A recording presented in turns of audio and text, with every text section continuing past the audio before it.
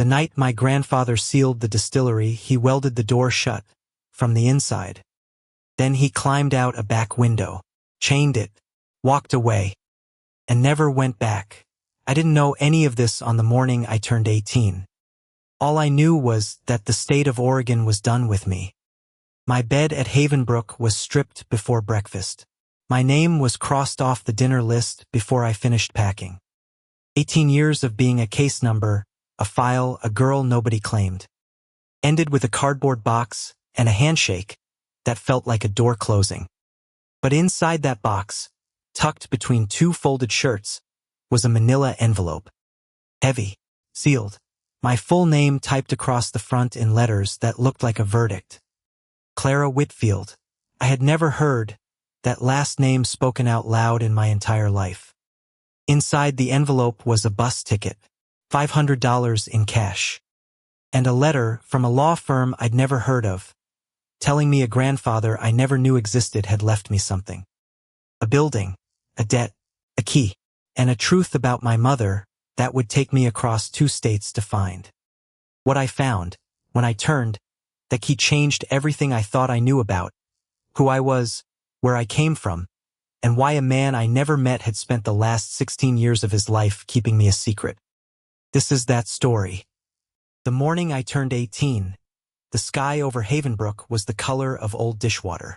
Gray, flat, tired, like it had given up before the day even started. I woke up before the bell. I always did on important days. Not that many important days had happened to me, but the ones that had, I saw coming. Like weather, my duffel bag sat at the foot of the metal cot. Half zipped, half packed, half a life really, because that's what you learn in a place like Havenbrook. You never own anything all the way. Not the sheets, not the pillow, not the drawer under the bed with the busted handle. Not even the birthday you're waiting for. They own it, all of it, until they don't want to anymore. And today they didn't want to anymore. Miss Hattie stood in the doorway at 6, clipboard against her hip. Same navy cardigan she'd been wearing since I was 12. She looked at me the way you look at a lamp you're finally throwing out. "Clara," she said, "downstairs. 20 minutes. Not happy birthday, not good luck, just downstairs." I nodded. She left. The other girls were still asleep. 7 of them. For bunks. One radiator that hissed like it was mad about something. I looked at each of them for a long second. Not to say goodbye, because I already knew none of them would remember my face by Christmas. That's how it works. You come, you stay, you leave, and the mattress gets flipped for the next kid. I zipped the bag the rest of the way. I made the bed, corners tight, like they taught us, and then I stood there, for maybe a full minute, staring at a bed I had slept in for 11 years. And I felt nothing, which scared me, because shouldn't I feel something? Shouldn't there be a lump in my throat, or a lump anywhere at all? Shouldn't leaving the only place you've ever known hurt somewhere specific? A knee, a rib, somewhere. But there was just this hollow, this wide, quiet hollow, like a room after the furniture's been taken out. I picked up the duffel. I walked downstairs. Mr. Abernathy was already waiting in his office. Coffee mug, reading glasses, a cardboard box on the desk, with my name written on the side in black marker. Just Clara. No last name, because the last name they'd given me on my file was mine, but not really mine. Placeholder. A courtesy. "Well," he said, "big day." "Yes, sir." "You've got everything?" "Yes, sir." He slid the box toward me. Inside were the things I already knew were inside. 3 pairs of jeans, folded. A hairbrush. A dictionary I'd stolen from the library in 4th grade, and no one ever asked about. A photograph of a woman with tired eyes and a soft smile, who I was told once was my mother. And on top, a manila envelope, thick, sealed, heavy in a way paper shouldn't be. Clara Whitfield, printed across the front in careful, formal letters. I stared at it, because I had never, not once, seen that last name written down. Not spoken, not printed, not stamped. Whitfield, The word felt like a stranger's coat draped over my shoulders. "That came for you last week," Mr. Abernathy said. "From a law firm in Portland.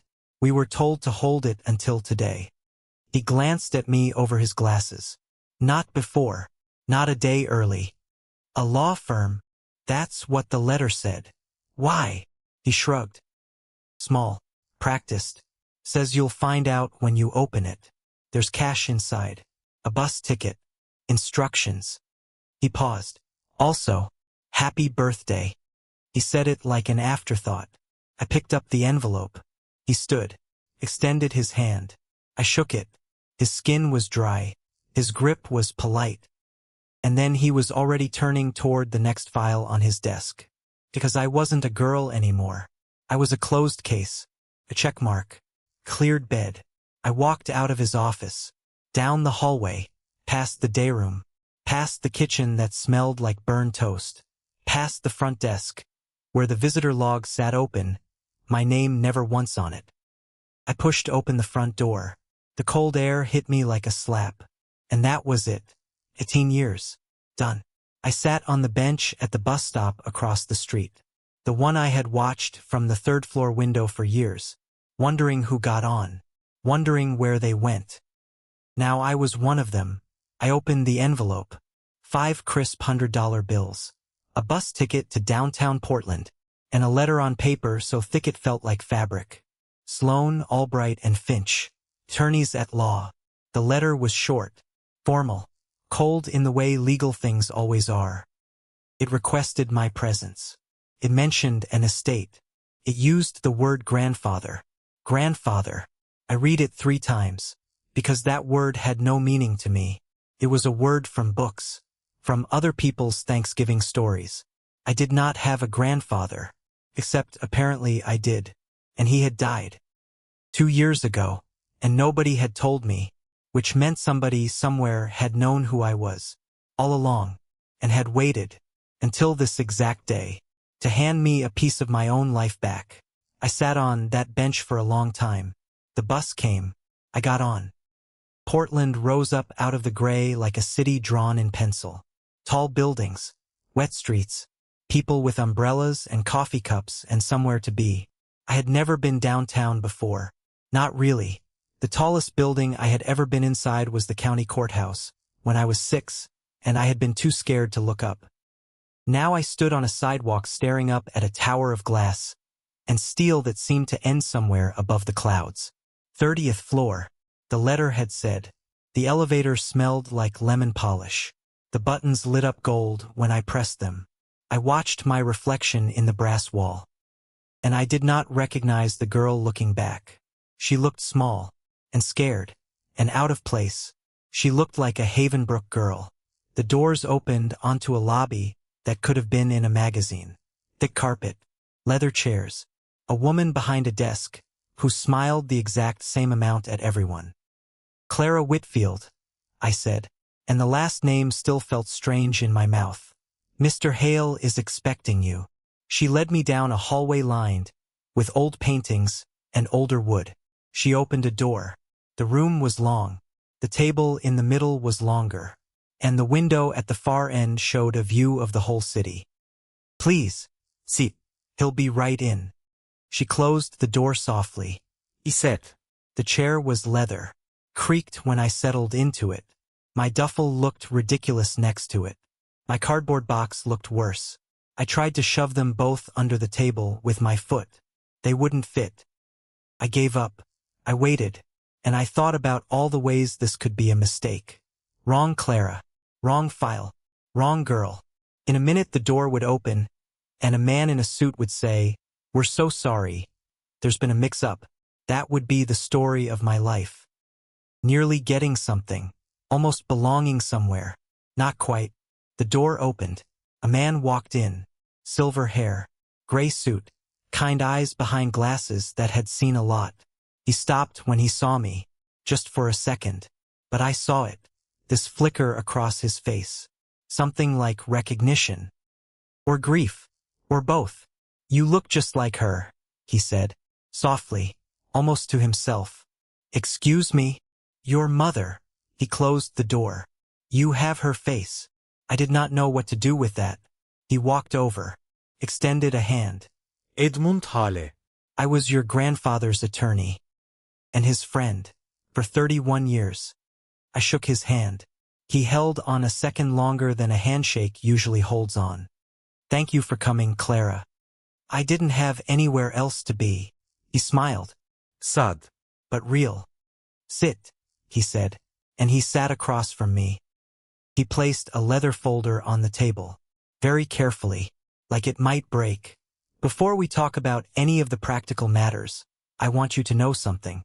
Your grandfather, Silas, he was a complicated man. He made choices that from the outside look unforgivable, but every single one of those choices he made because he loved you. I blinked, because that was a lot of words, said very fast, and none of them made any sense. He gave me up, I said, flat. He signed the papers. He put me in the state system when I was 2 years old. Yes. So which part of that was loving me? Edmund looked at me for a long, long moment. All of it, he said. Every single part. I didn't answer. He opened the folder. Your grandfather left you everything he owned. That is not, unfortunately, a lot. But it is not nothing. He owned a piece of property in a town called Redemption.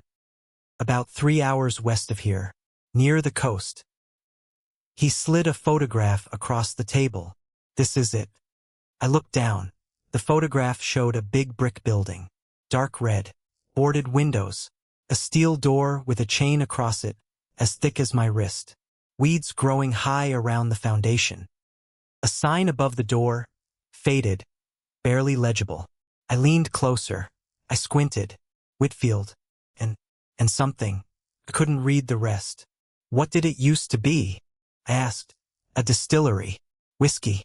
Your grandfather ran it for almost 30 years. And his mother before him. And her father before that. Great-great-grandfather. I had a great-great-grandfather. Somewhere I had come from. When did it close? Nearly 18 years ago. Right after your mother passed away. He hesitated. Silas closed it himself, sealed it, welded the front doors shut from the inside, in fact. I don't know why. He never told me. I stared at the photograph. Whitfield. And something. And Son, probably. Most of these old family businesses were and Son. There's more, Edmund said. And unfortunately, it isn't good news. He slid another set of papers across the table. Red ink at the top. Bold, threatening, back taxes, nearly 18 years of them, plus a lien recently placed by a development corporation called Coastal Meridian Holdings. They've been buying up land along the coast for years. They want your property, and they've paid off a portion of the back taxes as a strategic move to force your hand. How much? In total? Just under $100,000. The room got very still. You have 90 days, he said. From today, to pay off the debt, or you lose the property. I laughed. Couldn't help it. Came out of me like a hiccup. Sharp. Broken. 90 days, I said. There is another option. He slid a final piece of paper across the table. An offer. From Coastal Meridian. The number at the bottom had a lot of zeros. They'll pay off the debt and give you the difference in cash, Edmund said. You walk away. You start over. It is, by every measurable standard, the sensible choice. He said the word sensible like it left a bad taste. But, I said. He looked at me. But, I said again. He was quiet for a while. Then he reached into his jacket. And he pulled out a small iron key. Old, heavy, ornate. He set it on the table between us. Your grandfather left instructions, he said. Very specific ones. He asked that before you decide anything. Anything at all. You go to Redemption. You go to the property. You go inside the cottage next to the distillery.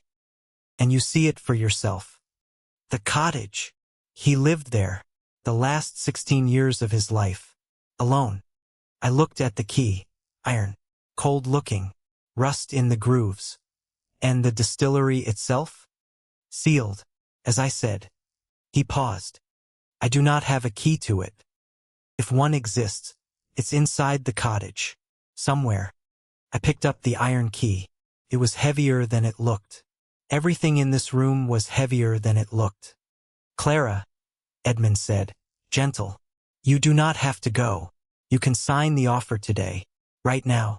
I will handle everything. It is not a shameful choice. It is a practical one. But you don't want me to sign it. He hesitated. I want you to make an informed choice. That's not what I asked. He almost smiled. No, he said. It isn't. He looked at the photograph on the table. Silas was my closest friend, he said, for 31 years.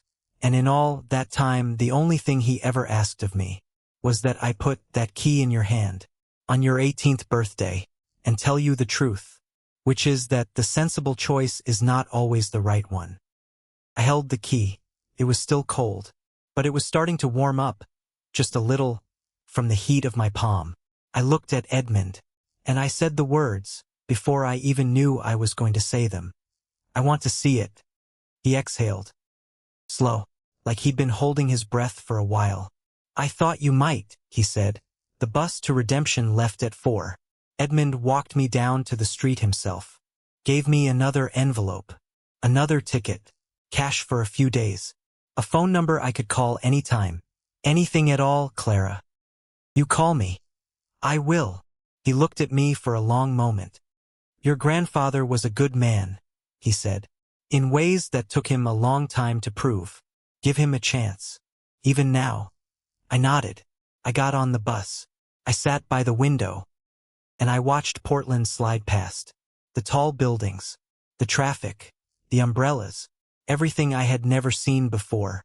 Everything I was leaving already. The bus climbed west. Into the Coast Range. Into rain. The forest got denser. The trees got taller. Douglas firs, so high the tops disappeared into fog. Everything wet. Everything dripping. I put my forehead against the cold window, and I tried to picture him. Silas Whitfield. But I had nothing. No photograph. No memory. No story anyone had ever told me. Just a name in an attorney's mouth and a key in my pocket. I had spent 18 years without him.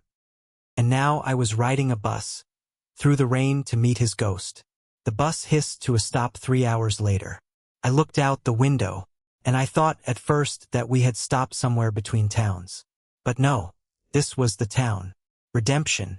One main street. A general store. A tavern with the windows painted black. A gas station with pumps that looked older than me. A post office. That was it. For other passengers got off with me. They melted into the drizzle without a word. I stood on the sidewalk with my duffel and my cardboard box. The rain fell soft, steady, like it had been falling forever. I walked toward the general store, because it was the only place with a light on, and because I had nowhere else to start. A bell chimed when I pushed the door open. Bright, cheerful, out of place. Inside was warm. It smelled like coffee and sawdust and old wool. Behind the counter sat an old man. White beard. Big. The kind of beard that looked like weather. He was reading a newspaper. Reading glasses low on his nose. He looked up when the bell chimed. He saw me, and he went very, very still. For a long second he just stared. Then he set the newspaper down. Afternoon, he said. Quiet. Afternoon. You looking for something? The old Whitfield place. The distillery. He didn't answer right away. He looked at me. Really looked. His eyes moved across my face like he was checking something. Comparing something. Silas Whitfield's granddaughter, he finally said. Softly. Almost to himself. Come back after all this time. His voice did something strange on those last 3 words. Come back. Like he'd been waiting. How do I get there? I asked. About a mile down the old coast road. Can't miss it. Big brick building alone in a clearing. He paused. Nothing much there anymore, though. Just an old ruin. And ghosts. He said the word ghosts like he meant it. Some folks from a company have been sniffing around it lately, he added. Big city types. Suits. Trying to buy up land for a resort, or so they say. Coastal Meridian. His eyes sharpened. You know about them. I know they want the property. Well, he looked at me for a long moment. Then you probably ought to know they don't like the word no. He said it flat, like a fact. I nodded. I bought a bottle of water, a granola bar. He rang me up in silence. At the door I paused. What was your name? I asked. Wallace. Wallace Brenner. Nice to meet you, Mr. Brenner. He didn't answer. But as I pushed the door open, he said, quietly, almost to himself. He said you'd come. I stopped. What? But he had already picked up the newspaper again. Face down behind the pages. The bell chimed as I walked out. The road to the distillery was long. And quiet. And full of nothing but rain and the smell of pine. He said you'd come. Wallace Brenner had said that, which meant he knew Silas, which meant Silas had told him, which meant Silas had, somewhere in the last 16 years, sat in that general store and said, my granddaughter's coming back one day. Watch for her. The thought did something to my chest. I walked. The road bent. The trees leaned in. The rain got softer. And then I saw it, set back from the road, in a clearing carved out of the forest, bigger than the photograph. The brick was dark, almost black, streaked with green moss and the memory of decades of rain. The windows were boarded shut. The main door was steel, and across it stretched a chain, so thick and rusted it looked like something from a shipwreck. And above the door, the sign. Faded, peeling, half-eaten by weather. But I could read it now. A close. Whitfield. And daughter. I stopped walking. I stood in the rain. And I stared at that sign. Whitfield. And daughter. Not son. Never son. He'd made that up.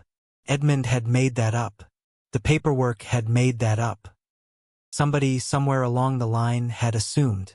And nobody had corrected them. Which meant the daughter on the sign was my mother. I set the box down.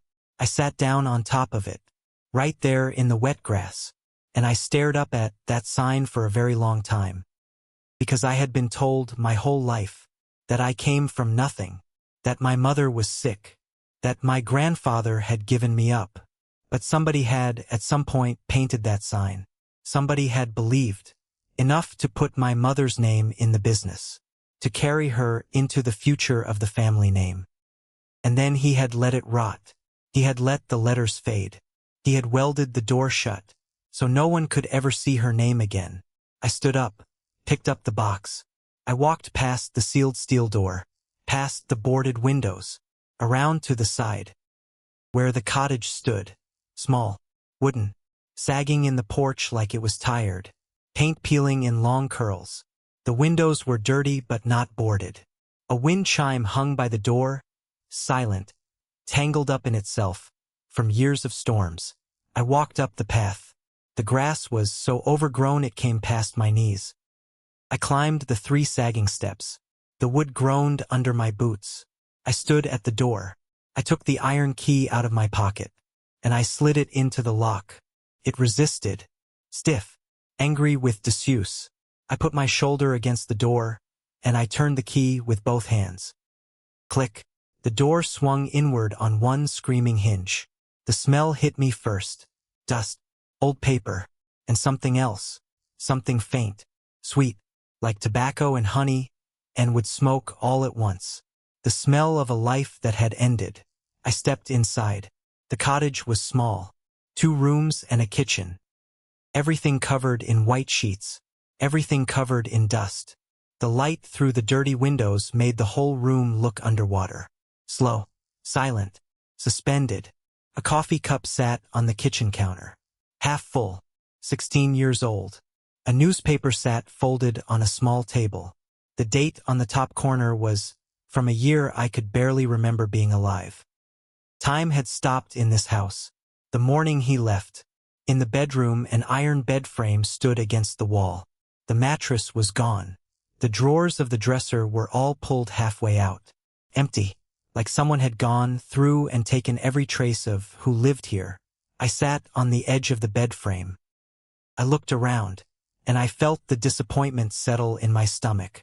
Cold, heavy, nothing. There was nothing here. No answers. No photographs. No letters. I had come 3 hours through the rain. For an empty house. I stood up.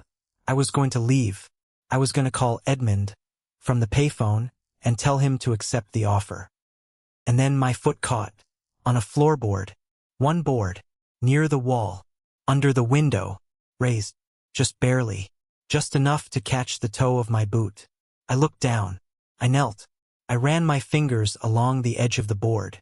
Loose, not warped, not broken, loose, on purpose. My heart started to beat differently. I pried at the edge with my fingernails. The board lifted. Beneath it was a hollow space in the subfloor, about the size of a bread box, and in that space sat a metal box, olive drab, an old army ammunition can. The clasps rusted shut with age. Heavier than something empty had any right to be. I carried it out to the main room. I set it on the sheet-covered table. Dust rose up in a cloud around it. I stared at it for a long moment, because whatever was in this box was what he had left for me. The clasps were rusted, so badly I had to use the heel of my boot to break them open. They popped with a sharp crack that sounded, in that silent cottage, like a gunshot. I lifted the lid. The air that came out was old and sweet. Inside, no money. No jewels. Letters. Dozens of them, tied together with twine, yellowed with age, and on the very top envelope, written in a slanting, strong hand. For Clara. Beneath the letters was a leather journal. Thick, worn, full of pages of tight handwriting. And beneath the journal, wrapped in oilcloth, was another key. Larger than the iron cottage key, made of brass, with a single strange tooth cut into the end. I knew, without knowing how I knew, that this was the key to the distillery. I sat down on the dusty chair beside the table. I lifted the top envelope out of the box. For Clara. My hands were shaking. I broke the wax seal. I unfolded the paper inside. I began to read. Clara, if you are reading this, then I am gone. And you have come home. I have written you many letters over the years. Some are in this box. Some are not. Some I wrote and burned. Some I wrote and could not bear to keep. But this one I want you to read first, because everything else in your life has been a lie. And I need you to hear the truth, from me before you hear it, from anyone else. You were not abandoned. You were protected. There is a difference. I know that, from where you sit right now, that difference may sound like nothing. But please, sweetheart, please, read the rest before you decide. Your mother, Marlowe, was the most extraordinary woman I have ever known. She was brilliant. She was funny. She could look at a barrel of new whiskey and tell you from the smell alone whether it would age well or badly. She had a gift, and she gave that gift to me.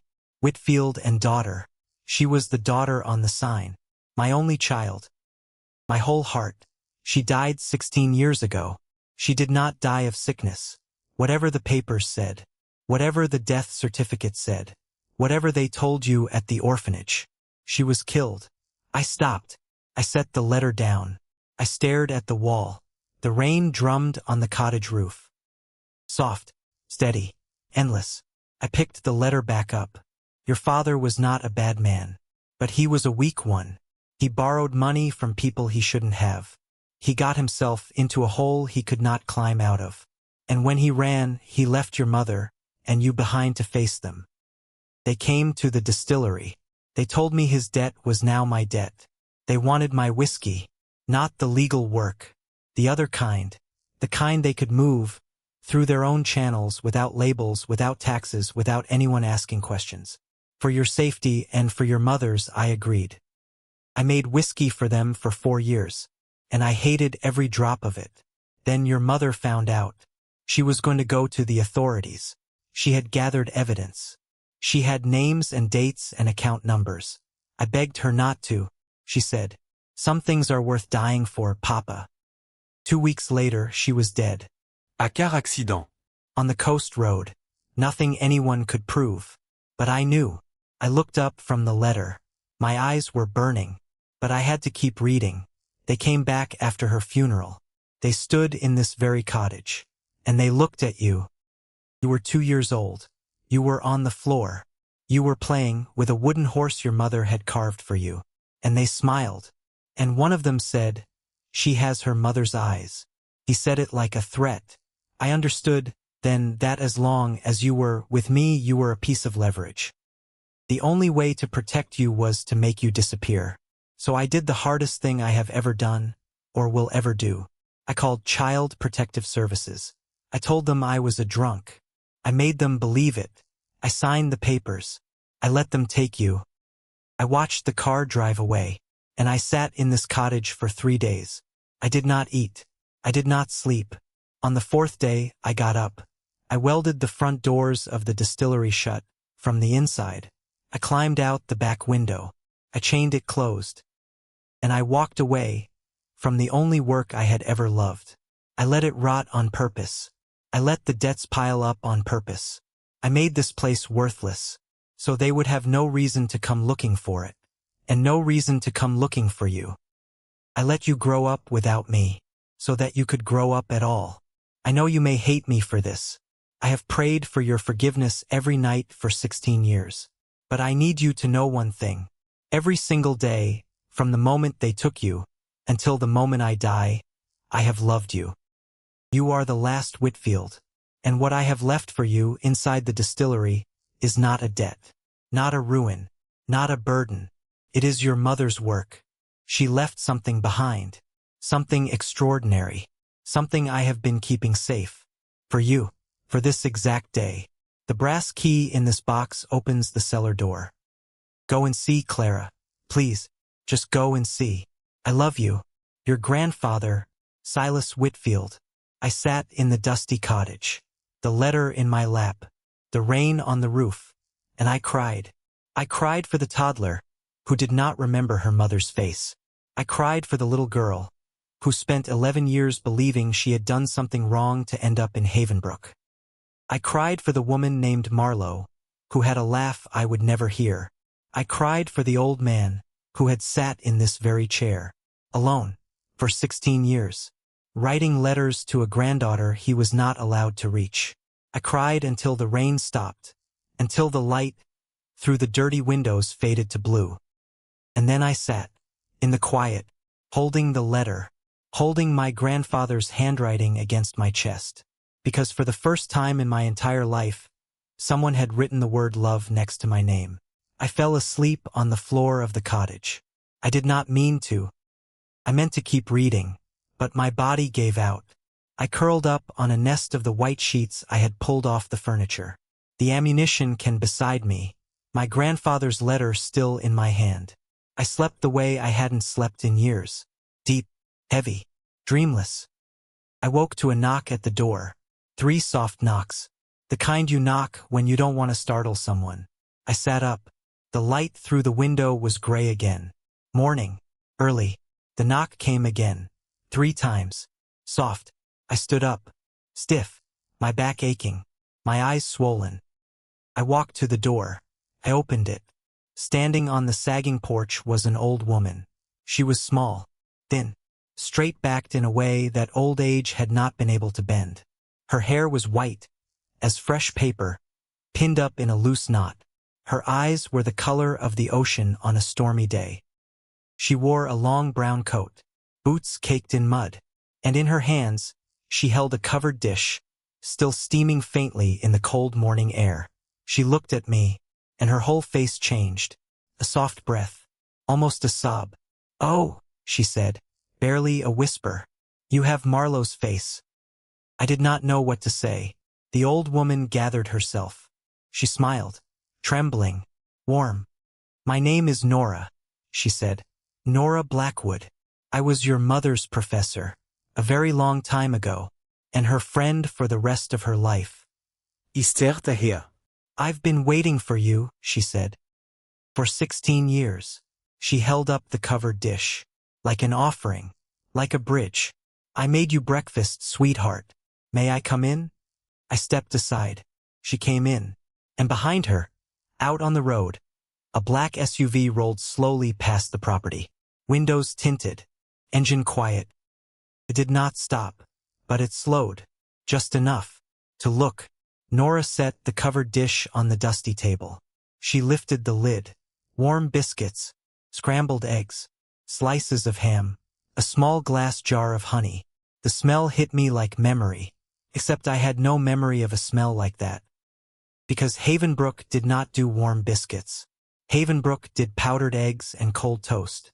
This was different. This was what a kitchen smelled like. When someone in it loved you. Sit, Nora said. Soft. Firm.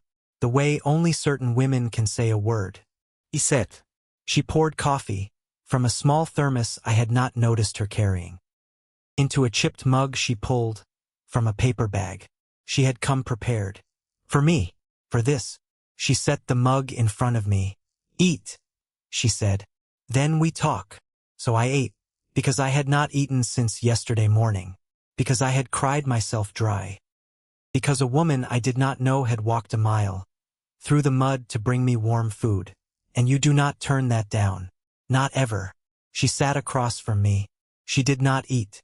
She just watched me. Her eyes did not leave my face for a single second. Like she was trying to memorize me. Like she had been trying to memorize me for 16 years. And now she finally had the chance. I finished the biscuit. I set the fork down. Thank you, I said. She nodded. Once. I taught your mother chemistry, she said. At the state college. She was 19. I was 41. She sat in the front row. Every class. She never missed one. I set my hand around the coffee mug, just to have something to hold. She was the best student I ever had, Nora said. In 38 years of teaching, the best. She could look at a molecular structure and see it in 3 dimensions. She could taste a compound and tell you what was in it. I did not know what to say, because nobody had ever told me anything about my mother that had the word mind in it. Only the word sick, and the word tired, and the word gone. She came to work for your grandfather after she graduated. Nora went on. She was going to change the world of whiskey. She had ideas. And she did, Clara. She did invent things. What is inside that distillery? Behind that sealed door is her work. Not just his. Hers. I looked down at my empty plate. Her name was on the sign. I said, quiet. Yes. Whitfield and daughter. Never son. Nora almost smiled. Silas had that sign painted the week she turned 22. He was so proud of her, Clara. So proud. I closed my eyes. The sound of rain starting again. Soft on the roof. The smell of coffee. The word proud said out loud about a woman who was mine. Nora reached across the table. She put her thin, warm hand over mine. There is more, she said. A great deal more. And most of it is going to be hard to hear. Do you want me to keep going? Or do you want me to stop? I opened my eyes. Keep going, I said. She squeezed my hand. Once. Then let go. Your mother did not die of a broken heart, she said.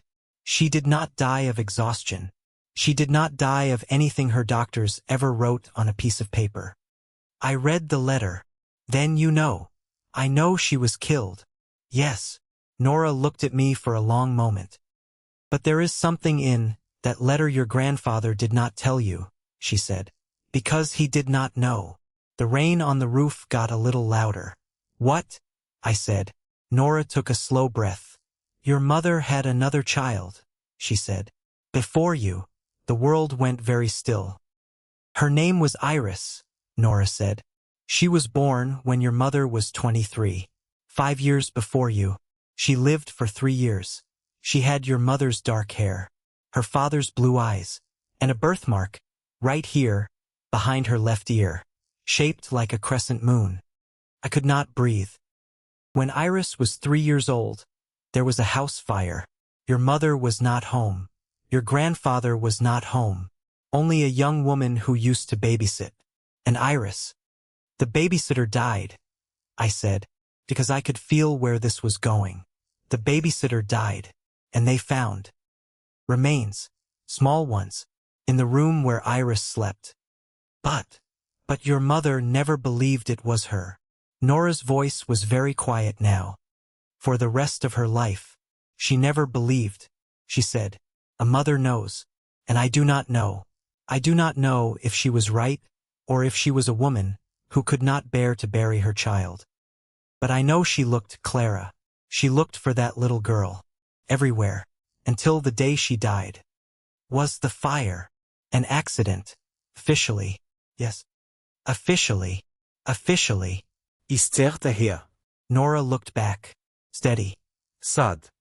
"Your grandfather thought the fire was punishment," she said, "for refusing to make more whiskey for them. He always thought that. It broke something in him that never healed. I sat with that for a long time. Rain on the roof. Old coffee going cold in my hand. A sister. I had a sister. A sister who was maybe not dead. A sister who, if she was alive, would be 23 years old right now. Somewhere in the world. With my mother's dark hair. And a moon-shaped mark behind her ear. I need to see the distillery," I said. Nora nodded. Slowly.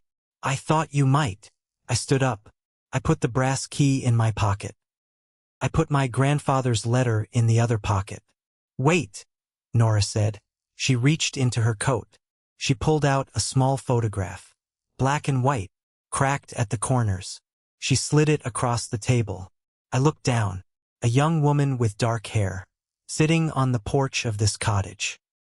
In her lap a little girl, maybe 2.5, dark curls, bright eyes, laughing at the camera, and behind her left ear, tiny mark, just visible, shaped like a crescent moon. "Your mother," Nora said, "and your sister, Iris, 9 months before the fire." I stared at the photograph until my eyes blurred. Then I slid it into my pocket. Next to the letter, next to the brass key. 3 things. A mother's face, a sister's face, a key. "Let's go," I said. The distillery stood in the wet gray morning. Bigger, blacker, more silent.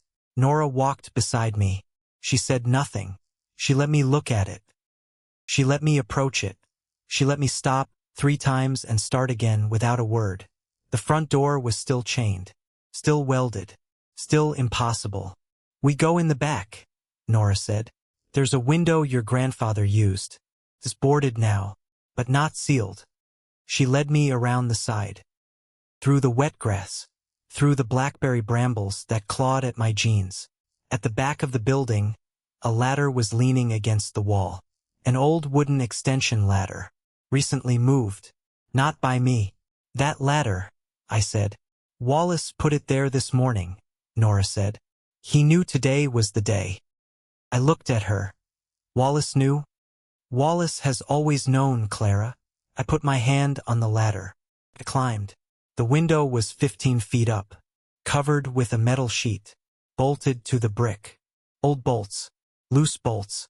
Nora handed me a wrench from a canvas bag at her hip. I loosened the bolts one by one. The last one broke off. The metal sheet fell away. It clanged into the bushes below. I pulled myself up, through the window, into the dark. I dropped down onto a metal catwalk. The air inside was cool, still, fragrant, like a cathedral that had once smelled of incense. And still remembered. I stood there, my eyes adjusted, and I saw it, the distillery.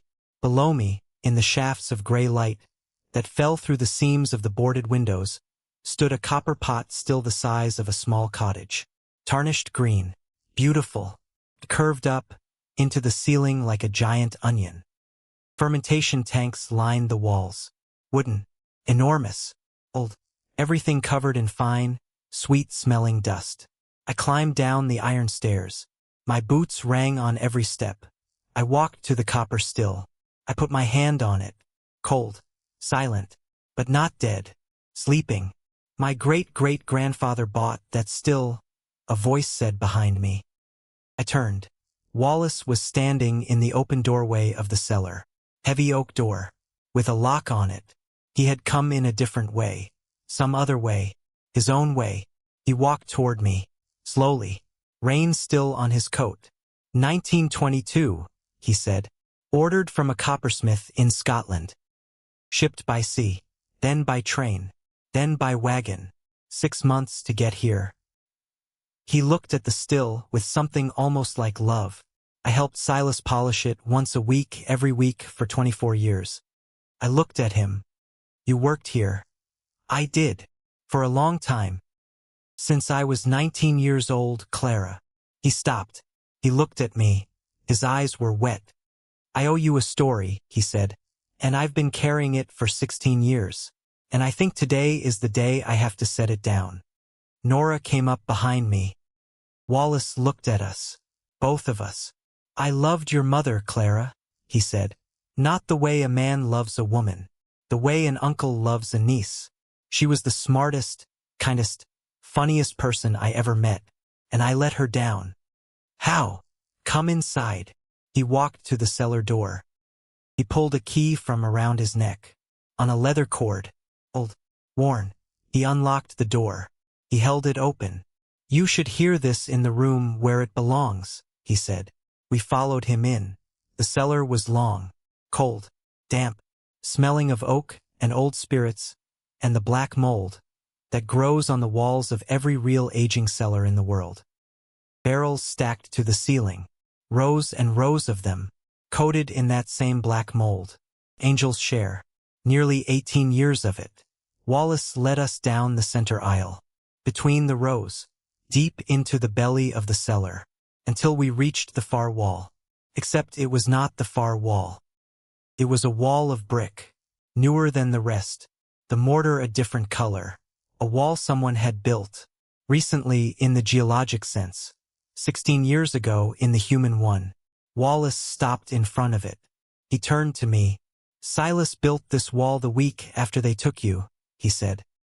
He built it himself, every brick, alone, and behind it, he sealed away every single thing your mother ever made. Every barrel, every notebook, every experiment. He put it all behind this wall. And he said, nobody touches Marlowe's work until Clara comes back. I stared at the wall. He knew I would come back? He hoped. That's a long time to hope. It is. Wallace put a hand on the brick. Gentle. But he was that kind of man. He turned to me. There is a hammer over there, he said. I put it here last week. When Edmund called and told me you were on your way, I looked to where he pointed, a sledgehammer leaning against a barrel rack, waiting for me. He walked over. I picked it up. It was heavy, heavier than I expected. May I? Wallace said. The first swing. I hesitated. Then I handed him the hammer. He took it, both hands. He looked at the wall, and he said very softly, I'm sorry, Marlowe. I'm sorry I couldn't save you. I'm bringing her home. He swung. The hammer hit the brick with a sound that filled the whole cellar. Dust flew. Mortar cracked. He swung again, and again. Bricks began to loosen. Then he handed the hammer to me. The rest is yours, he said. I swung. My arms burned. My back ached. Mortar dust got in my eyes. But I swung and I swung and I swung, and every swing was a word I had never been allowed to say out loud. 16 years. Havenbrook. Cold beds. Empty birthdays. Every social worker who wrote my file without knowing my mother's name. I broke through. A hole. Small. Ragged. Wide enough to squeeze through. I dropped the hammer. I climbed through. The chamber on the other side was small, cool, silent, and full of barrels. 20 of them, each one marked with a simple hand-stenciled letter, M. For Marlowe. I put my hand on the nearest barrel. The wood was warm, not cold, warm, like it had been waiting for me. I sank down, onto the dirt floor, in the middle of my mother's barrels. And I sat there in the dark, my back against the oak, my eyes closed. Somewhere above me, Wallace and Nora stood in the cellar, silent. They gave me the time. After a while, I opened my eyes, and I saw In the corner of the chamber, something that was not a barrel. A small wooden box, sealed with wax, sitting on a shelf that had been built into the wall. I stood up. I walked to it. I lifted it down, cracked the wax with my thumbnail, opened it. Inside was a stack of papers, notebooks, a letter folded, addressed simply to my Clara. And beneath the letter, a photograph, just one, a little girl, maybe 2.5, dark curls, bright eyes, laughing at the camera. Behind her left ear, tiny mark, shaped like a crescent moon. The same photograph Nora had shown me an hour ago, except this one had writing on the back. My mother's writing. I knew it, even without knowing it. The same slant, the same curl of the letters, as my grandfather's letter, because he had taught her how to write. The writing said, "She is alive. I know it. Find her." I sat down hard on the dirt floor. The box in my lap, the photograph in my hand. My mother had left me a note, 16 years ago, in a box, behind a wall, guarded by 20 barrels of whiskey. Find her. I climbed back through the hole. Wallace and Nora looked at me, their faces careful, watching. I held up the photograph. "Iris," I said. My mother knew. She knew Iris was alive. Wallace closed his eyes. Nora put her hand over her mouth. "Oh, sweetheart," Nora whispered. "Oh, my brave girl." I did not cry. Not this time. Something in me had gone very still. And very clear. "I have a sister," I said. "And she is somewhere. And I am going to find her. But first I had to save this building. Because if I did not save it, they would take everything. My mother's barrels. My mother's notebooks. My mother's note. Iris. If Iris was out there, and I was going to find her, I needed a home to bring her to. "I need to call Edmund," I said. I walked back to town in the rain. Nora walked with me for part of it. Then she turned off at the little house at the top of the hill, where she lived, alone, with too many books and too many photographs and too many years of waiting. She hugged me before she turned away. "You are your mother's daughter," she said. "You are stronger than you know." I walked into Wallace's general store. The bell chimed. He was already there. Somehow he had already gotten back. He was behind the counter, coffee in his hand, waiting. He pushed a phone across the counter. Not the payphone, his own phone. "Long distance is free on this one," he said. I dialed. Edmund picked up on the first ring. "Clara, I found something." "Tell me." I told him. I told him about Nora, about Wallace, about the sealed wall, about the 20 barrels, about the box, about the letter from my mother. Then I told him about Iris. There was a very long silence. "Clara," Edmund said finally. "Yes, that whiskey, if it is what Silas believed it was, could change everything. I need someone to look at it. I know exactly who. Her name is Margaret Vance. She is one of the most respected whiskey experts in the country. And she is, as it happens, a woman I have known for many years." He paused. "Silas asked me, some time ago, to reach out to her, if this day ever came. He planned this. He planned all of it, Clara. Every step. He wrote it into his will. Instructions. Contingencies. He knew that, if you came and if you chose to fight, you would need help. He arranged it." I gripped the phone. Because my grandfather, a man I never met, had sat down and thought about a granddaughter he had not been allowed to see, and planned, carefully, so that when I finally came home, I would not be alone. "Please call her. Consider it done." "Edmund." "Yes, Clara. About Iris. Can you help me find her too? I already know a woman who does exactly that kind of work. A quiet, careful investigator named Julian. She has spent 30 years finding lost children. I will call her today." "Thank you. You are not alone in this. I am starting to see that." I hung up. I looked at Wallace. He looked back. He nodded. Once. Slowly. Margaret Vance arrived 3 days later. She came in a black car, so clean it looked, as if it had never touched a road. She stepped out in a long charcoal coat, a silk scarf, silver hair cut short and sharp. She was in her late 50s, maybe early 60s. She did not smile. She looked at the distillery, then at me, then at the distillery again. "Miss Whitfield." "Yes, ma'am. I knew your grandfather." I blinked. "You knew him?" "He was one of the best distillers this country ever produced, and one of the greatest losses to the craft when he closed his doors." She looked at me for a long moment. I did not know he had a granddaughter, until Edmund called me. Neither did most people. She almost smiled. Almost. "Show me," she said. I showed her. I led her through the front door, which Wallace and I had spent 2 days chiseling free from its hinges. I led her past the copper still, which she stopped at, and touched, and murmured something under her breath. I led her down the iron stairs into the cellar, past the rows of black mold-covered barrels, to the broken brick wall, through the hole, into the chamber. She stood in the middle of my mother's barrels. She said nothing for a very long time. Then she said, "Whiskey thief." Wallace handed her one. A long copper tube. Margaret took the thief. She looked at the bung on the top of the nearest barrel. She rapped it once with her knuckle. She listened. Then she carefully hammered the bung loose. The pop was soft. The smell that came out of the barrel was like nothing I had ever smelled in my life. Deep, warm. Impossible. Vanilla, caramel, dark fruit, something like sea salt, something like old libraries, something like the last day of autumn. Margaret closed her eyes. She did not move.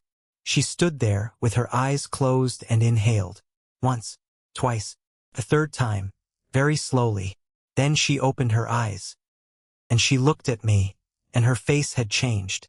"Dear God," she said, softly. She lowered the thief into the barrel.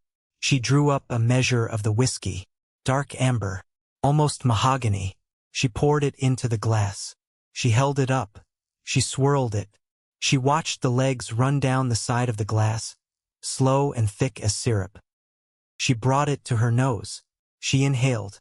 Her hand began to tremble, just slightly. I had never seen a hand like hers. A hand that had held 10,000 glasses of whiskey in its life. Tremble. She sipped. She held the whiskey in her mouth for what felt like a full minute. She did not swallow. She did not breathe. She just stood there, tasting. Then she swallowed. She lowered the glass. She looked at me. Her eyes were wet. "Miss Whitfield," she said, "do you have any idea what you are standing in the middle of? Tell me.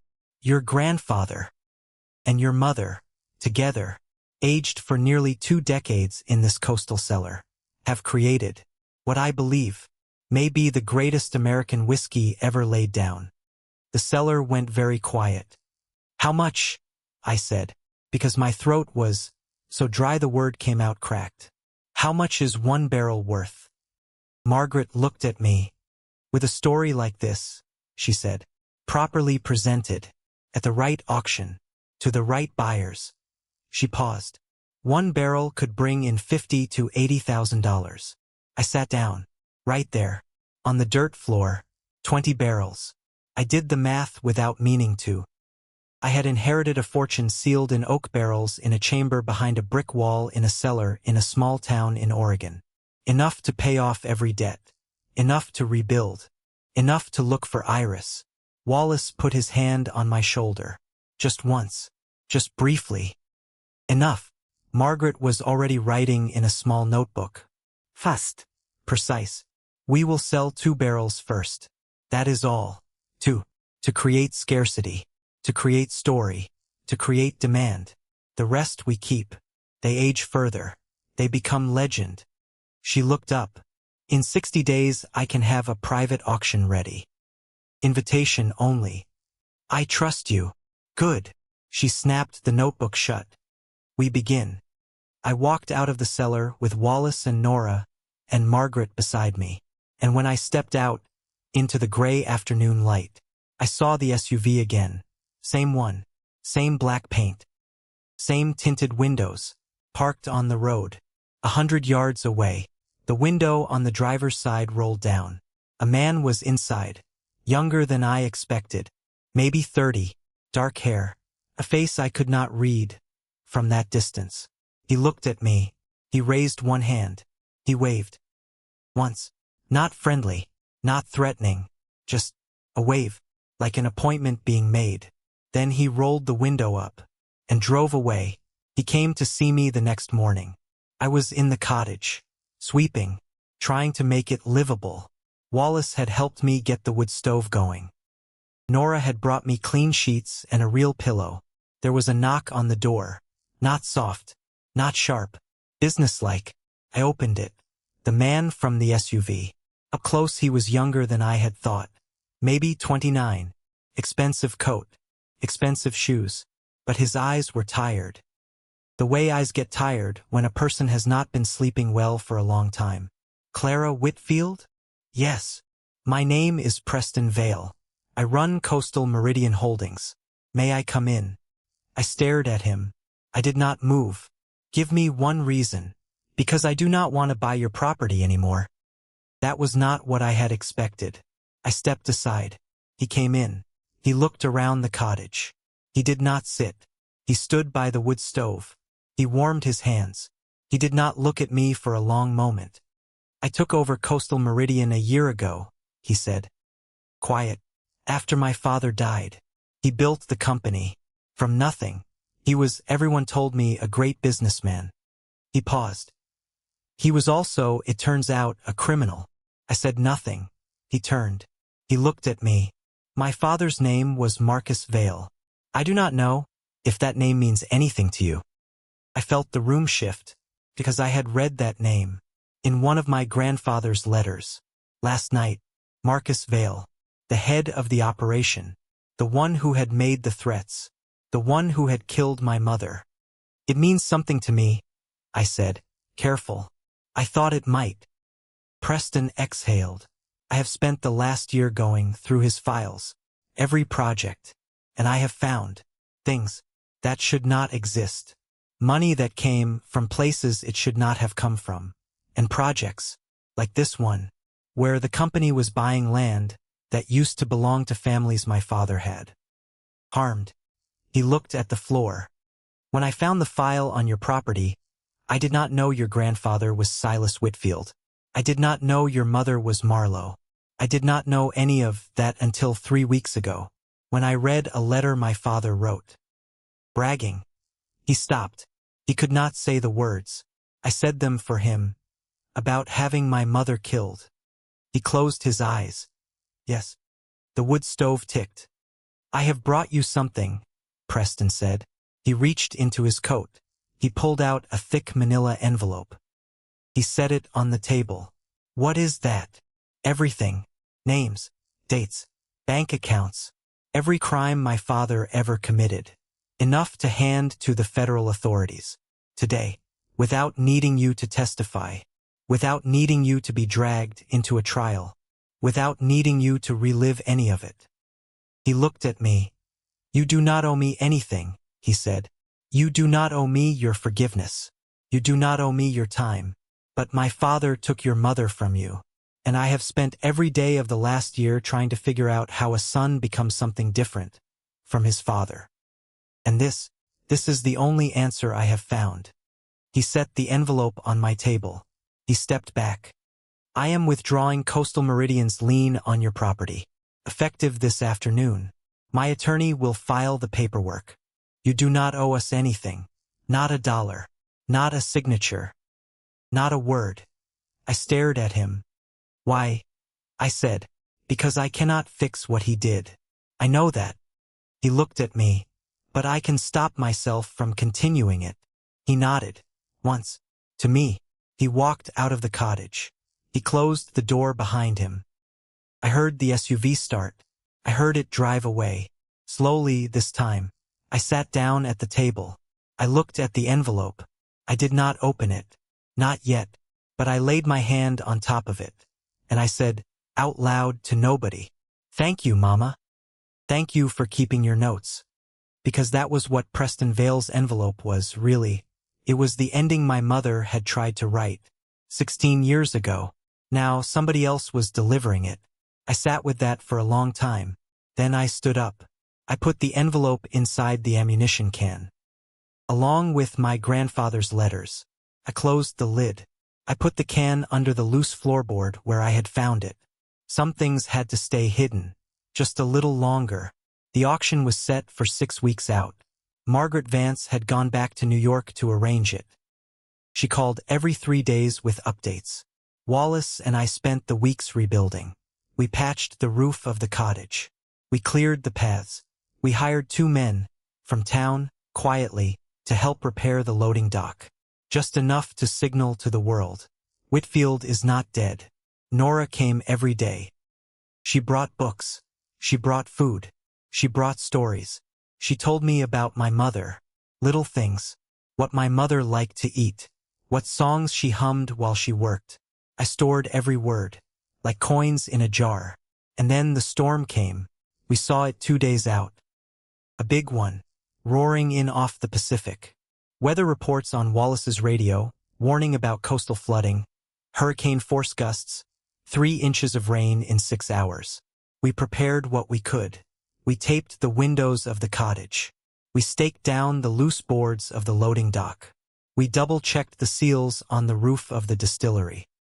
The night the storm hit, I was in the cellar, alone, doing a final walkthrough of the barrels, making sure the bungs were tight.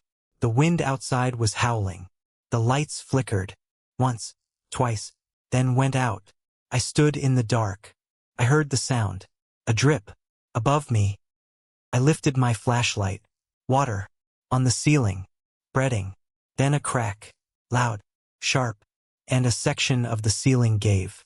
Water poured down, cold, fast, onto the barrels. Not just any barrels. The chamber, the one with the M stenciled barrels. My mother's barrels. Nearly 2 decades of whiskey, about to be ruined. In one storm, I dropped the flashlight. I ran up the stairs. I burst out of the distillery, into the rain. The wind almost knocked me down. I ran toward the road, toward the lights of town, half a mile away, because I needed help, because I could not do this alone. I ran through the storm, and I did not know yet that when I banged on the first door in Redemption, and the door opened, the entire town was about to follow me back. I banged on the first door I came to. It was Wallace's, above the general store, up the outside staircase.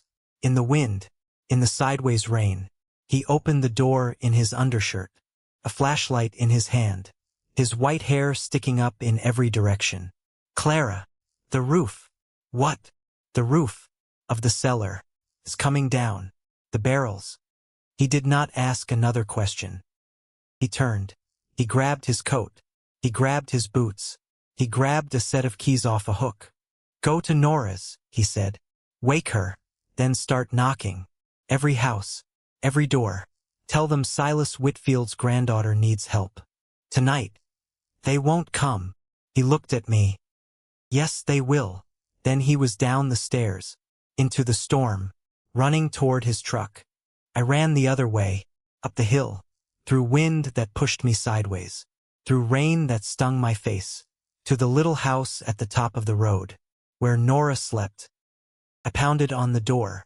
The light came on before I finished knocking, because Nora was 72 years old, and women who have lived that long sleep light. She opened the door in her nightgown and coat, already halfway dressed underneath. Which barrels? All of them. The chamber. The wall. Water is coming through the ceiling. Go. Start at the tavern. It's closest. Then the church. Then the post office. Say the name. Say Marlowe. Marlowe? Just say her name, Clara, and they will come. I ran. I did not understand. Because these people did not know me. Because these people had gone about their lives for 16 years, without ever mentioning my mother out loud. But I ran. The tavern was still open. Barely. 2 men at the bar, nursing beers, waiting out the storm. I pushed through the door soaking wet. I need help. The bartender looked up. Middle-aged, big shoulders, Graybeard. What's wrong?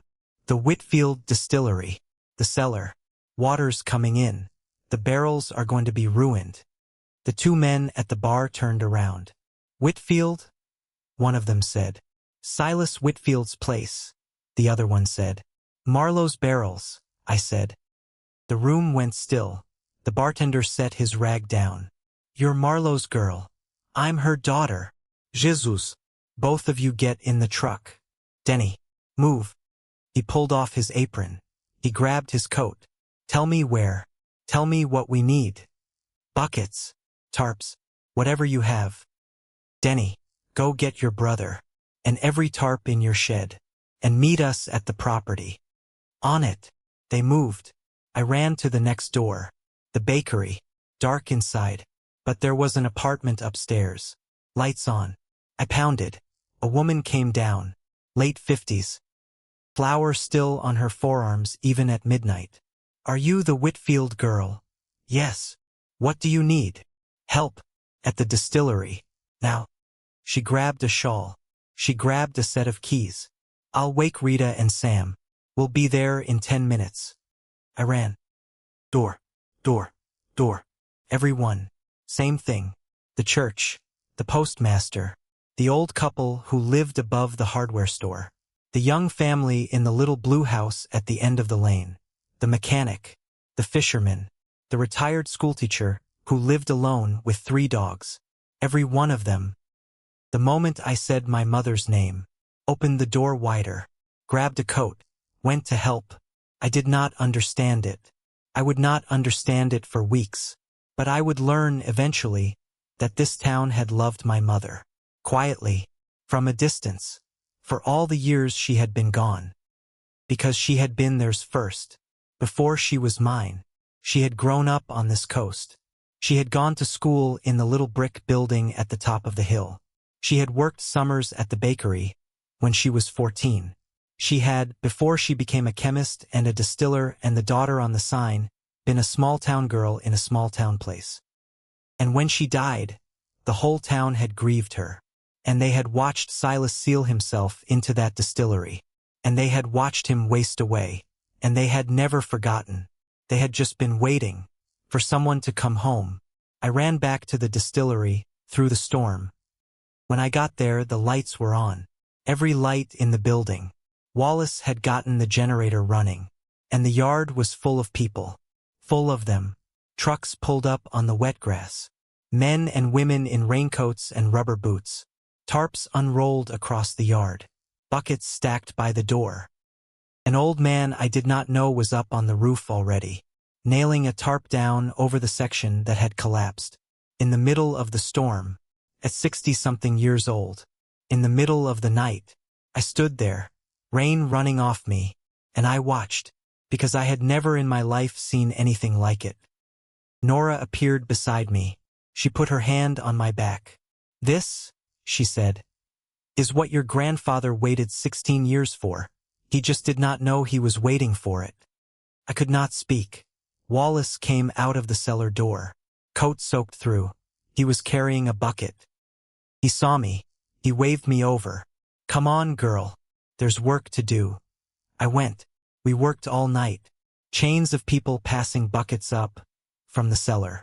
Chains of people passing tarps down from the roof. Chains of people passing coffee and hot food and dry towels from house to house.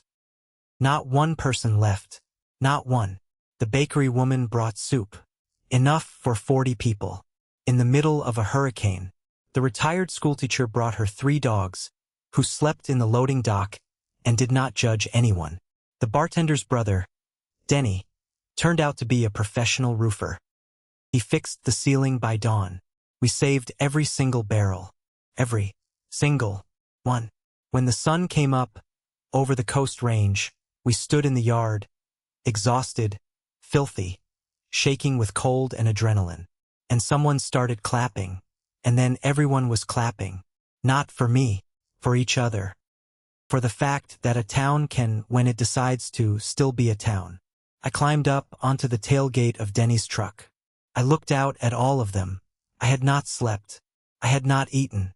My hair was plastered to my head. My hands were bloody from broken fingernails. I do not know most of your names, I said, but I know my mother knew them, and my grandfather knew them, and I will learn every one of them.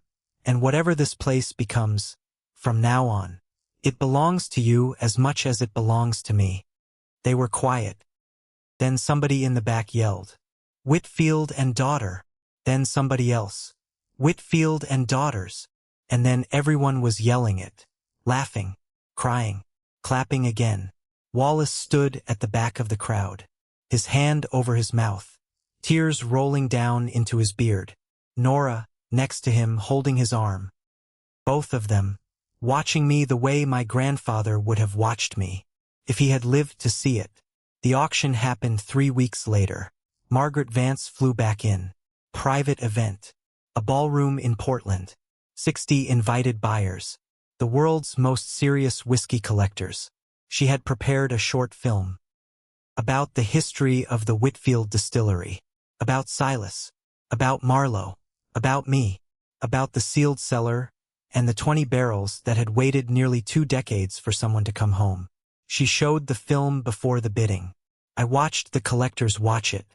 Grown men, weathered women, people who had spent their lives building fortunes and drinking the greatest spirits ever produced.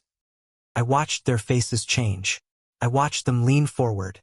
I watched a woman in the front row press a handkerchief to her eye. When the lights came up, Margaret walked to the podium. She said very quietly into the microphone, Ladies and gentlemen, tonight we offer 2 barrels. 2. Out of a total of 20. What you are bidding on tonight is not just whiskey. What you are bidding on is a piece of a story of loss, and of return, and of a young woman who refused to sell what her family had built. We begin at $50,000 per barrel. She looked out at the room. She smiled. Once. Only once. Let us see what a legend is worth. The bidding started fast. 50, 60, 70, 80. Then it slowed, because the true collectors started to move. The ones who did not raise their paddles for anything under 6 figures. 100,000, 120, 150. I sat in the back of the ballroom. Wallace on one side, Nora on the other, Edmund Hale behind us. I did not raise my head. I could not. I closed my eyes. The first barrel sold for $290,000.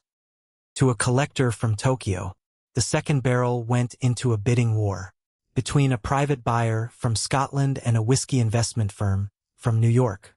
It sold for $340,000, $630,000 for 2 barrels. I do not remember standing up. I do not remember walking out. I only remember Wallace's arm around my shoulders, and Nora on my other side whispering, Marlowe would be so proud, sweetheart. I paid off every debt, every tax, every lien, every dollar owed to the county. The remaining money I did not spend on myself. I put money into the cottage, a new roof, new windows, a little front porch that did not sag anymore. I put money into the distillery, restoration of the copper still, new oak barrels, repairs to the cellar, a modern electrical panel. I put money into a trust for Wallace, which he tried to refuse, which Nora, very quietly, told him a Whitfield never lets her family go without. I put money into Nora's little house, a new heating system, a ramp for her porch, a guest room for when I stayed over, and I set aside $200,000. For Iris, because I had not stopped looking. Not for one day. Edmund had hired Julian, the investigator. She was a quiet, careful woman. She had my mother's note, the photograph, the birthmark, the age, the place of the fire, the date. For 6 weeks she had come up with nothing. Then one Tuesday afternoon she called. I was in the cellar. Wallace was teaching me how to check the bung seals on a fresh barrel. The phone rang. Wallace handed it to me. Julian's voice was careful. Clara. Yes. I think I found her. I sat down on an overturned crate. Where? Montana. A small town called Whitefish. She was adopted at 3.5 years old by a family named Pettyjohn. Her adopted name is Iris Pettyjohn. I closed my eyes. Iris. The name had held. Whoever had taken her had let her keep her name. Are you sure? I have DNA. How? Her adoptive mother is a genealogist, Clara. She uploaded Iris's DNA to a family database 6 years ago, just as a hobby, to see if any biological family ever came looking. I could not speak. Iris has been in the database since she was 17 years old, Julian said. Waiting. She always knew she was adopted. She always wanted to know where she came from, and she has been waiting for someone to search for her. I put my hand over my mouth. Nora was standing in the cellar doorway now.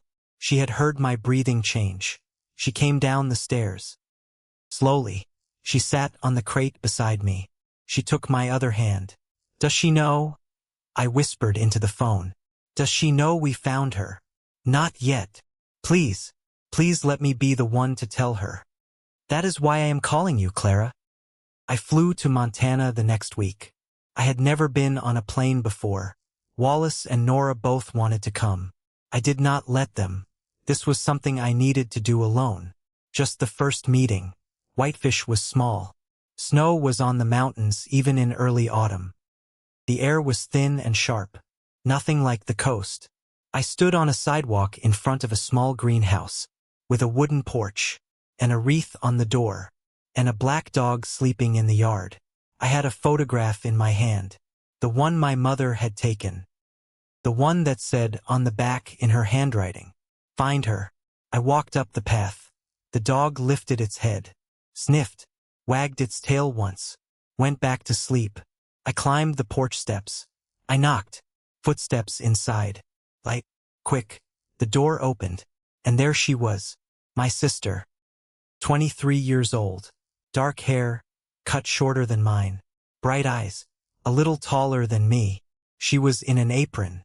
She had flour on one cheek. She had been baking. She looked at me. Her expression did not change. Not right away. Then slowly, something moved behind her eyes.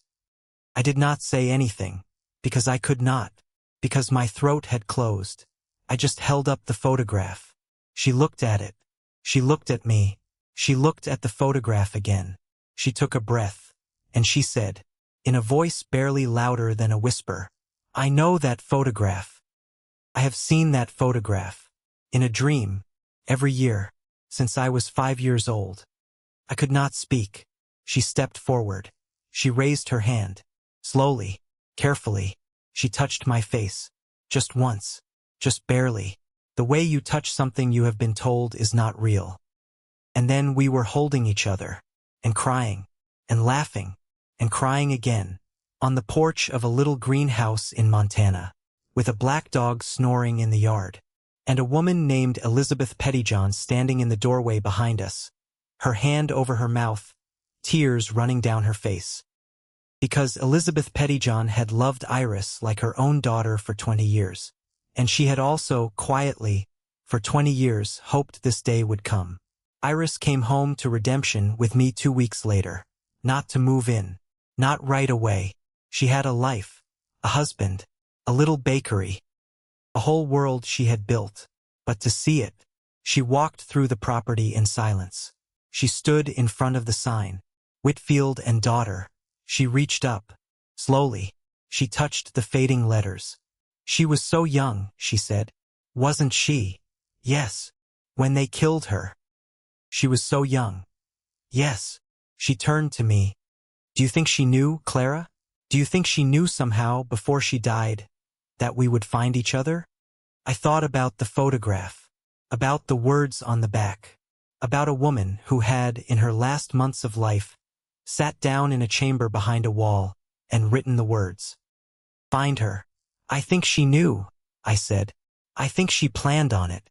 Iris nodded. She looked at the sign again. Whitfield and Daughter, she read. She was quiet for a moment. Then she said, That is not right anymore. I looked at her.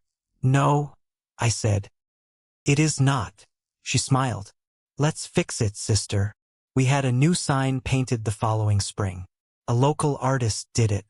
a woman in her 60s who had grown up in Redemption and remembered my mother. She painted the letters by hand, deep green on cream. Elegant, simple, enduring. She hung it above the front door of the distillery on a Sunday morning. The whole town came to watch. Wallace stood beside me, in a suit and tie, both of which he had complained about all week, and put on anyway. Nora sat in a wooden chair Denny had carried up from the tavern for her. Because her knees, because she was 72, because she had earned the right to sit down whenever she wanted to. Iris stood on my other side, her husband beside her, a quiet, gentle man named Aaron, who baked bread for a living, and had cried the first time he shook my hand. Preston Vale was there too. He had come in a suit, not a lawyer's suit, a regular one. He stood at the back of the crowd. He did not want attention. In the 8 months since the auction, he had worked with federal prosecutors to dismantle every remnant of his father's operation. Coastal Meridian was gone, sold in pieces. The money was in restitution funds. He had personally set up a foundation for the families of everyone Marcus Vale had harmed. Iris had met him. She had shaken his hand. She had said, very simply, I forgive you for what your father did. Because you did not do it, and because carrying it will kill you, and because my sister and I have decided we do not want anyone else to die. He had wept. He was weeping quietly again now, at the back of the crowd, as they raised the sign. The old letters came down. The new letters went up.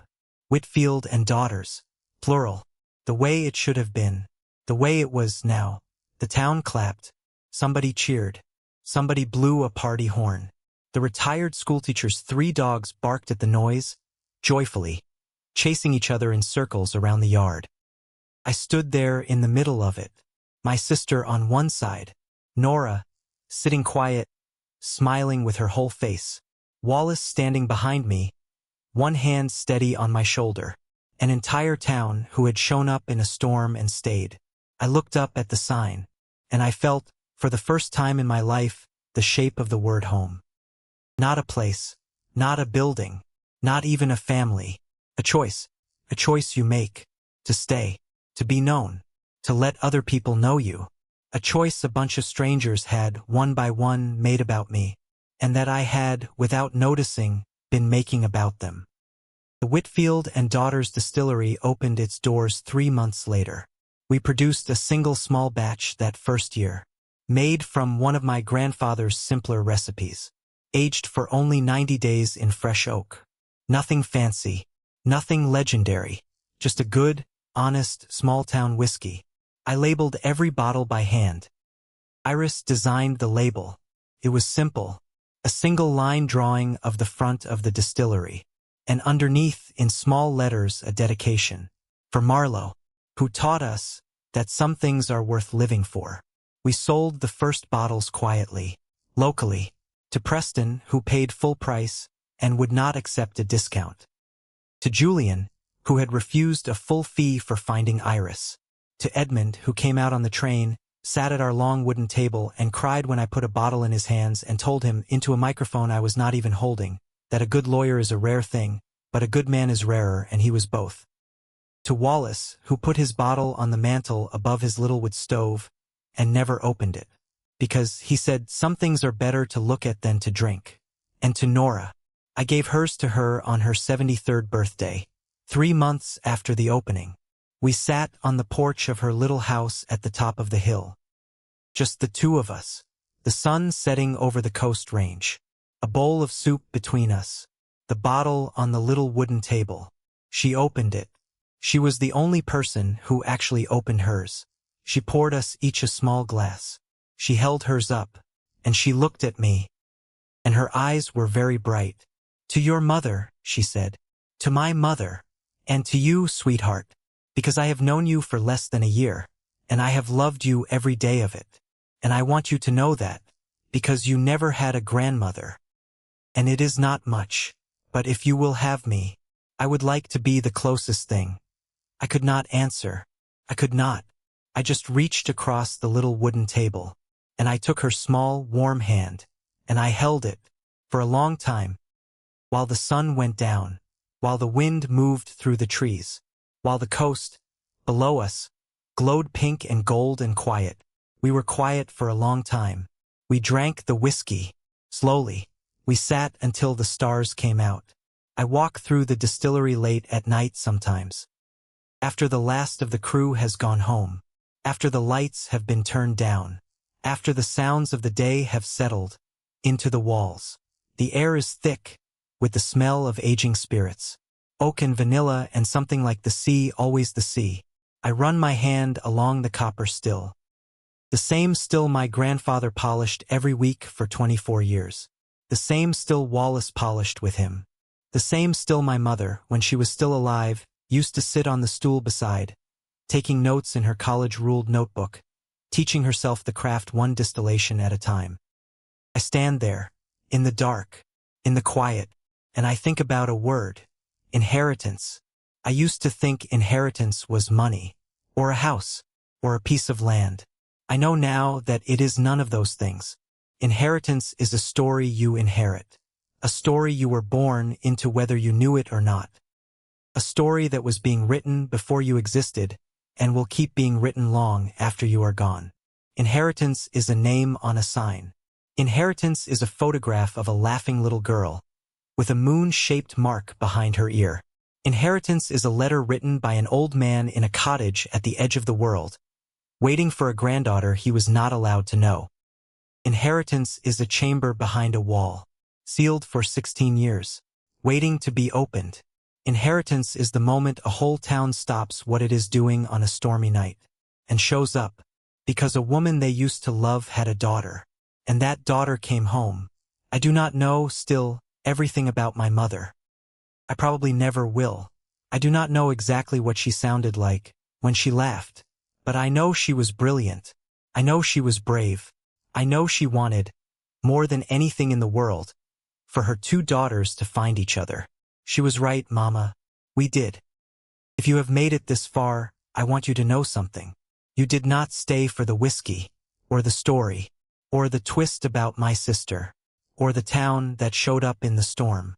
You stayed because something in your own life is asking the same questions I had to ask. What was I given? What was taken from me? What can I still find? Who is still out there, waiting to be looked for? I do not know the shape of your inheritance. I do not know what has been sealed inside your family, what letters were never written, what sisters were lost, what grandfathers loved you, from a distance, in ways you were not allowed to know. But I want to tell you something. It is not too late, not to open the box, not to walk into the sealed room, not to find the person you were told was gone, not to become the person you always could have been. If someone had told you the truth, if someone had handed you a key, if someone had said the words very simply, you were not abandoned, you were protected. There is a difference. I hope, wherever you are, whatever you are carrying, that you find your way to the door. I hope you turn the key. I hope you walk in. And I hope, on the other side of whatever wall you have to break through, you find what I found. A story worth saving. A name worth carrying. And people waiting